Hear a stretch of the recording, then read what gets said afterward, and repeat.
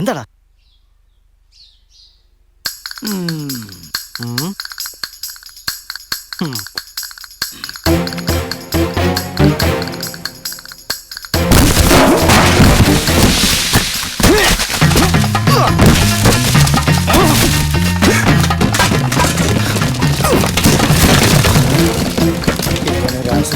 ാണല്ലോ.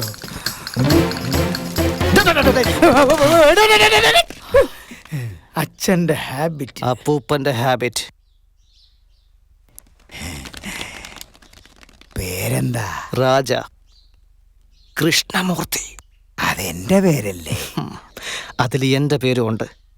കുടുംബത്തെ സ്നേഹിക്കാൻ കഴിയാത്തവൻ എന്റെ പേര് വേണം. കുടുംബത്തോട് പേര് ചേർത്ത് വെക്കാൻ അറിയില്ല, പക്ഷെ പേര് വെച്ചതേ വലിയ കാര്യം. അതുകൊണ്ടല്ലേ വന്നത്. വടി കൊടുത്ത് അടി വാങ്ങിച്ചല്ലോ എന്ന് വെച്ച് പഴയതൊക്കെ അത്ര ഇവിടെ മറക്കാൻ പറ്റും? ഞാൻ പുതിയതല്ലേ മുത്തശ്ശ, എനിക്ക് വേണ്ടി പഴയതൊക്കെ മറന്നുകൂടെ? ഓ ഷിറ്റ്, എന്തോ കൊണ്ടുവന്നിരുന്നു, മറന്നുപോയി. എന്താ ഇത്, വാക്കിംഗ് സ്റ്റിക്കാ? മുത്തശ്ശന് വേണ്ടി ഒരു സ്ട്രോങ് ഫ്രണ്ട്. ഇവിടുള്ള കിഴങ്ങന്മാരോട് എത്ര തവണ പറഞ്ഞിട്ടുള്ളതാ ടൗണിൽ പോയിട്ട് വരുമ്പോ ഇതുപോലെ ഒരെണ്ണം വാങ്ങിക്കൊണ്ട് വരണമെന്ന്.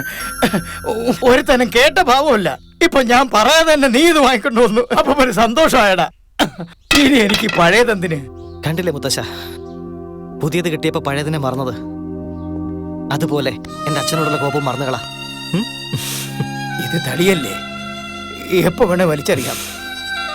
പക്ഷെ നിന്റെ അച്ഛൻ എന്റെ നെഞ്ചിലേപ്പിച്ച മുറിവ് ഇനിയും ഉണങ്ങിയിട്ടില്ല. അതുകൊണ്ട് തന്നെ അവനെ മറന്നിട്ട് ഒരുപാട് നാളായടാ. അല്ല മുത്തശ്ശ, എനിക്ക് വേണ്ടി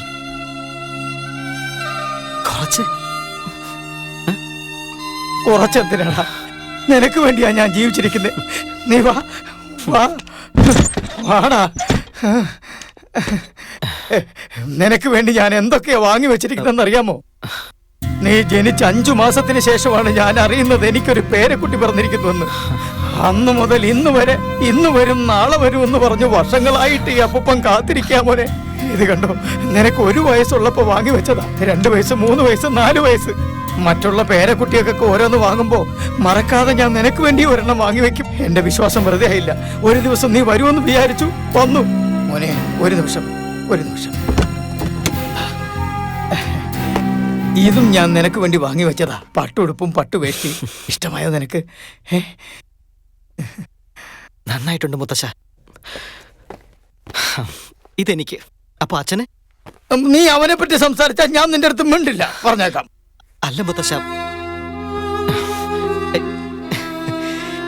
ഇല്ല മുത്തശ്ശ, ഈ മീശ എന്തിട്ടാ വളർത്തിയെന്നാ ഞാൻ ചോദിച്ചേ. എണ്ണ തടവിയാണ് വളർത്തിയത് കേട്ടോ.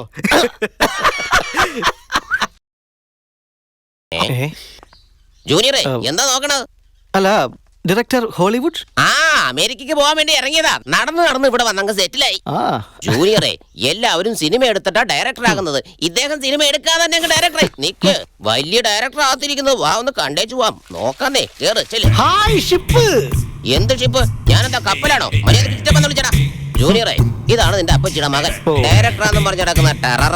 പടം എടുക്കുന്നു പറയുന്നല്ലാതെ ഒരു ഫോട്ടോ പോലും എടുക്കാൻ പരിചയപ്പെടുന്ന രീതിയാണോ ഇത്? മദ്രാസിൽ പോയി പടം എടുത്താലേ പടം ആവത്തോളാം. ഫസ്റ്റ് പിക്ചർ എവിടെ അടുത്തെന്നറിയാമോ? ഓ, അങ്ങനെ. എന്താ അവിടെ നോക്കി സംസാരിക്കുന്നത്? നീ ബുദ്ധിമാനാന്ന് പറഞ്ഞതാ പോട്ടാ. അത് പറ. അല്ല, ആരാ ഇന്ന മീശക്കാരൻ? ഇതാണ് നിന്റെ അമ്മാവന്റെ മോൻ. വിദേശത്ത് വന്നതല്ലേ? ഓഹോ, ഓടിപ്പോയ ഷൺമുഖത്തിന്റെ മകനാ.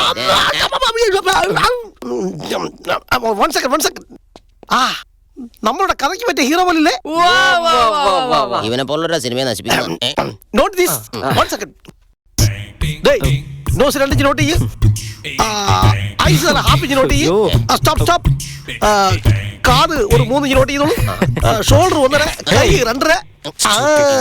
ഹെയർ മാത്രം ലെങ്ത് ആയിട്ടും ഐസ് കുറച്ച് ബ്ലാക്ക് ആയിട്ട് വരുന്നാൽ സിൽവർ സ്റ്റാർ തന്നെ.